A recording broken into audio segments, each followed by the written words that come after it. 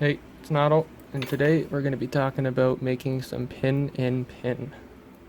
So, this video is just going to cover the basics about how to make it, or at least how I make it, and hopefully you guys can follow along at home, and this can step up your challenge lock game. So, I hope you enjoy. Okay, so the first pins I'm doing here are going to be my zero lift pin so this is a key pin, so zero lift as in I want someone to overset this pin. So I'm trying to angle it so that with the slightest bump, it's going to overset itself. So that's what I'm doing here, making somewhat of a torpedo pin and cleaning it up with with a sanding block.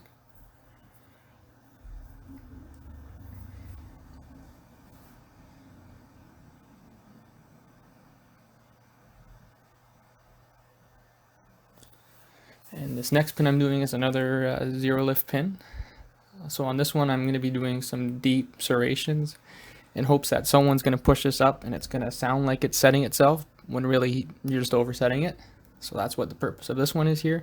You always got to think about, what each pin's going to be doing and how it interacts with the chambers and with the Bible before you start making pins. So this is going to be the first pin in pin. So I'm going to just give it a slight spool on the outside.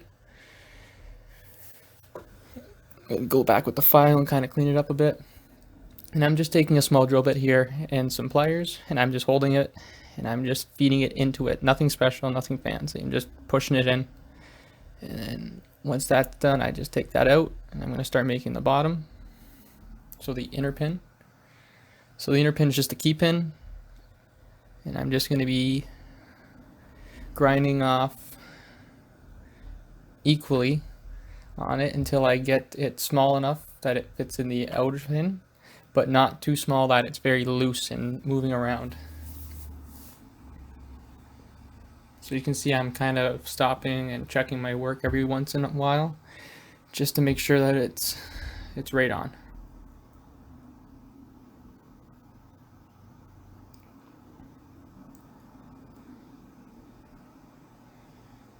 Now this has taken me a long time to learn as well. This isn't something I learned overnight. This is something I've been practicing for a while, and I'm still not anywhere near as good as the majority of the people. But I'm hoping this helps with people who are just trying to get into making pin and pin. So as you can see here, I'm actually going back and I'm going to trim the outer pin again because it actually sits higher and not flush with the inner pin. So I'm just going to put it back in and I'm just going to cut off a bit. Essentially, you want the inner pin and the outer pin to sit flush together. You don't want anything snagging on the driver pin up top. So that's what I was doing there. So again, I'm making another pin and pin here. So same thing, gonna do a little spool.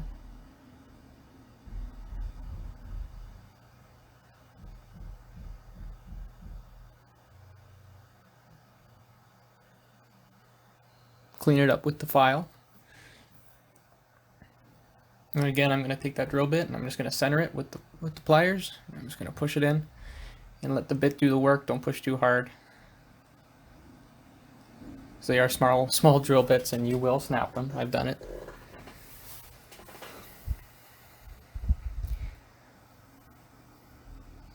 Alright, now I'm making a driver pin for up top. Just doing some serrations and some spools. And I'm actually cutting it off because the pins I'm using to make them are too long and they'll actually brick the lock. So drivers will actually hit the top of the Bible. So I have to cut them to fit. And again, you can see here I'm doing another pin and pin. So I'm cutting the bottom one, I believe now, the inner pin. Yep.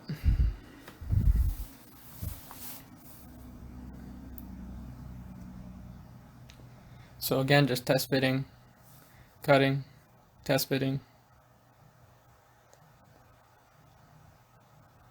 I'm almost there, but I'm gonna want to take some more off. So as long as you really have a Dremel or any type of rotary tool, I think I have a Mastercraft one or a cheaper version. It's perfect for making. You don't need much. It's a really good way to get into making challenge locks. I think it's really a necessity. And you can find them cheap. Like I think this one here when I got it was like $40 or something, $50. So nothing too bad. So again, there you just saw I was just trimming down the outer pin so that it would sit flush with the inner. And this is going to be the third and final one, so I'm doing like a double spool on it almost. And then again, I'm taking the drill bit, centering it. This one didn't want to start nicely, so. And I do go in a bit crooked, but it does self-center itself. So, and it's in. All right. And then again, we'll be making the inner. Made. So. So. Pin and pin.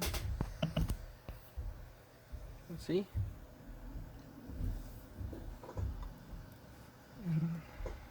So again, just making the inner one, just check fitting it, or test fitting it, sorry. Zero lift. Just a standard on top. Another little torpedo spool. Something a little different up top. We've got a stepped T-pin.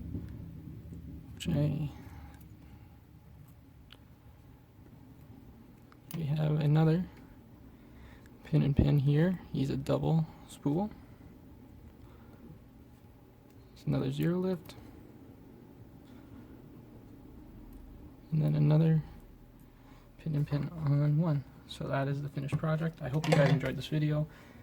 Sorry it wasn't the best quality, but hopefully you get a better understanding how to make pin and pin. Thanks for watching.